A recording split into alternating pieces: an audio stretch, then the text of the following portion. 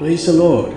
കർത്താവായ യേശു ക്രിസ്തുവിന്റെ ധന്യതിരുനാമത്തിൽ എല്ലാ പ്രിയപ്പെട്ടവർക്കും പ്രഭാത വന്ദനം അറിയിക്കുന്നു. ഈ പ്രഭാതം അനുഗ്രഹമായി തീരുവാൻ ദൈവകരങ്ങളിൽ നമ്മളെ തന്നെ സമർപ്പിച്ചു കൊടുത്ത് പ്രാർത്ഥനയോടെ നമുക്കായിരിക്കാം. ഒരു വാക്യം വായിച്ച് ചില ചിന്തകൾ നിങ്ങളോടൊപ്പം പങ്കിടുവാൻ ഞാൻ ദൈവത്തിൽ ശരണപ്പെടുന്നു. മത്തായി എഴുതിയ സുവിശേഷം 4-ാം അധ്യായം അതിന്റെ 23-ാമത്തെ വാക്യം. പിന്നെ യേശു ഗലീലയിലൊക്കെയും ചുറ്റി സഞ്ചരിച്ചുകൊണ്ട് അവരുടെ പള്ളികളിൽ ഉപദേശിക്കുകയും രാജ്യത്തിന്റെ സുവിശേഷം പ്രസംഗിക്കുകയും ജനത്തിലുള്ള സകല ദീനത്തെയും വ്യാധിയെയും സൗഖ്യമാക്കുകയും ചെയ്തു. ചക്രവർത്തിയുടെ ചൂഷണമർദ്ദക ഭരണക്രമത്തെയല്ല, പിന്നെയോ ദൈവത്തിന്റെ ജീവദായക രാജ്യത്തെക്കുറിച്ചാണ് യേശു പഠിപ്പിച്ചത്. രൂപാന്തരം, പുതിയ രാജ്യം, പ്രതിബദ്ധത, നവസമൂഹം ഇവ വാഗ്ദാനം ചെയ്യുന്ന സദ്വാർത്തയാണ് യേശുവിന്റെ ഉപദേശത്തിന്റെ ഉള്ളടക്കം. പുതിയ സാമൂഹ്യ ബന്ധങ്ങൾ സൃഷ്ടിക്കേണ്ട സൗഖ്യം. രോഗത്തിന്റെ അസാന്നിധ്യം ദൈവിക സാന്നിധ്യത്തെ സൂചിപ്പിക്കുന്നു.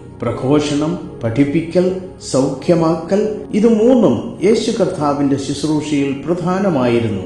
യേശു ദീനത്തെയും വ്യാധിയെയും സൗഖ്യമാക്കി. യേശുവിന്റെ സൗഖ്യമാക്കൽ ശുശ്രൂഷ ബഹുമുഖ തലമുള്ളതായിരുന്നു. ദൈവത്തിന്റെ ജീവൻ നൽകുന്ന രാജ്യത്തെയാണ് യേശുവിന്റെ സൗഖ്യമാക്കലിൽ വെളിപ്പെടുത്തിയത്. സൗഖ്യമാകുന്ന വ്യക്തി ശാരീരിക പൂർണ്ണതയിൽ കൂടി രൂപാന്തരപ്പെട്ട ഒരു ജീവിതക്രമം സ്വീകരിക്കണം. രോഗാതുരരായ സാമ്രാജ്യ ശക്തികളോടുള്ള ഒരു പ്രതിഷേധം കൂടിയാണ് യേശുവിന്റെ സൗഖ്യമാക്കൽ. സാമൂഹ്യ സാമ്പത്തിക ഘടകങ്ങളും രോഗത്തെ സൃഷ്ടിക്കാം. വിഭവങ്ങളുടെ ദൗർലഭ്യം, കഠിനമായ അധ്വാനം, ശുചിത്വമില്ലായ്മ, പോഷക ആഹാരക്കുറവ്, ദാരിദ്ര്യം, പട്ടിണി, ആകുല ചിന്ത, നിലവാരമില്ലാത്ത സാങ്കേതിക വിദ്യ ഇവയെല്ലാം രോഗത്തെയും രോഗാതുരമായ സമൂഹത്തെയും സൃഷ്ടിക്കാം. സാമ്പത്തിക ചൂഷണത്തിന്റെയും രാഷ്ട്രീയ അടിച്ചമർത്തലുകളുടെയും സാമൂഹ്യ പിരിമുറുക്കങ്ങളുടെയും ജീവിത സാഹചര്യത്തിൽ മാനസിക വൈകാരിക താളം തെറ്റലുകളുടെ രോഗമുണ്ടാകാൻ സാധ്യത ഏറെയാണ്. ഇവിടെ ദൈവരാജ്യം സമാഗതമാകുന്നതിന്റെ പ്രാരംഭ ലക്ഷണവും അടയാളവുമാണ്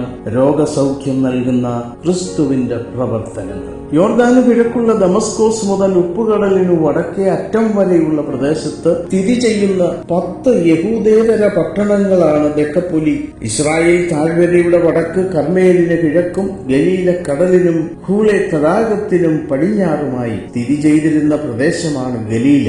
ഗലീലയിലെ അധിവാസികളെ അധമരായി പരിഗണിച്ചിരുന്ന യഹൂദ പാരമ്പര്യമുണ്ട്. സിനഗോഗിലും യഹൂദേതര പട്ടണങ്ങളിലും യാതൊരു അതിർവരമ്പുകളും പരിമിതികളുമില്ലാതെ ദൈവരാജ്യത്തിന്റെ സന്ദേശം വാക്കിലൂടെയും പ്രവൃത്തിയിലൂടെയും സൗഖ്യമാക്കലിലൂടെയും നാടെങ്ങും ഭാഷാന്തരം ചെയ്ത യേശുക്രിസ്തു നമുക്ക് ശുശ്രൂഷയുടെ മാതൃക കാട്ടിത്തരുന്നു. അതുകൊണ്ട് നമ്മളെ തന്നെ ദൈവകരങ്ങളിൽ സമർപ്പിക്കാം. നമുക്കും പ്രാർത്ഥിക്കാം. ദൈവമേ, ദേവാലയത്തിലും പ്രാദേശിക ഇടങ്ങളിലും പൊതുസമൂഹത്തിലും വിശ്വാസം ഭാഷാന്തരം ചെയ്യുവാൻ ഞങ്ങളെയും പ്രാപ്തരാക്കണമേ എന്ന് നമ്മുടെ കണ്ണുകൾ അടയ്ക്കാം. ഞങ്ങളുടെ സ്വർഗീയ നല്ല പിതാവേ, മനോഹരമായ നല്ല പ്രഭാതത്തിനായി സ്തോത്രം. അവിടുന്ന് ഞങ്ങളെ കേൾപ്പിച്ച നല്ല വചനങ്ങൾക്കായി സ്തോത്രം. വിശ്വാസ രൂപീകരണത്തിന്റെ ശുശ്രൂഷയെക്കുറിച്ച് ഈ പ്രഭാതത്തിൽ ചിന്തിക്കുവാൻ അവിടുന്ന് തന്ന വിലപ്പെട്ട സാവകാശത്തിനായി നന്ദി പറയുന്നു. അവിടുന്ന് ഞങ്ങളെ ഇത്രത്തോളം ബലപ്പെടുത്തി വഴി നടത്തിക്കൊണ്ടിരിക്കുന്ന കൃപകളെ ഓർത്ത് ഞങ്ങൾ അങ്ങേക്ക് നന്ദി പറയുന്ന കർത്താവേ, അവിടുന്ന് ഞങ്ങളെ കുറിച്ച് ആഗ്രഹിക്കുന്ന നല്ല കാര്യങ്ങൾ ചെയ്യുവാൻ ഞങ്ങളെ പ്രാപ്തരാക്കണമേ. ആത്മാവിന്റെ നിറവിൽ ജീവിപ്പാൻ ഞങ്ങളെ ബലപ്പെടുത്തണമേ. കൃപയുടെ കരങ്ങളിൽ ഏൽപ്പിക്കുന്നു. പ്രാർത്ഥന കേട്ടതിനായി സ്തോത്രം. മഹത്വം അങ്ങേക്ക്. യേശുവിൻ നാമത്തിൽ തന്നെ ആമേൻ. സ്തോത്രം.